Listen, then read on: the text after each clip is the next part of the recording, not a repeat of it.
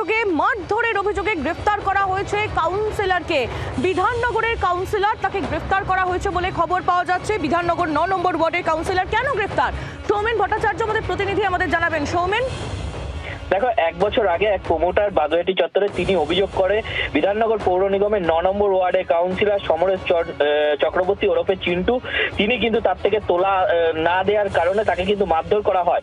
এবং এই ঘটনার পর কিন্তু যখন বাগুইআটি থানায় অভিযোগ করা হয়, চিন্টু কিন্তু এলাকা ছেড়ে পালিয়ে গেছিল এবং বেশ কয়েক মাস পুলিশ তাকে কিন্তু কোনোভাবেই ধরতে পারেনি। এবং পরবর্তী ক্ষেত্রে আমরা যেমনটা দেখেছিলাম, জামিন নিয়েছে কিন্তু এলাকায় আবার ঢোকে। এবং এই ঘটনার পর কিন্তু দেখা গেল প্রায় 1 বছর হওয়ার কাছাকাছি ইতিমধ্যে কিন্তু আজ বাগুইআটি থানার পুলিশ তাকে কিন্তু অ্যারেস্ট করেছে এই ঘটনায়। ধন্যবাদ সৌমেন, তোমায় নজর রাখো।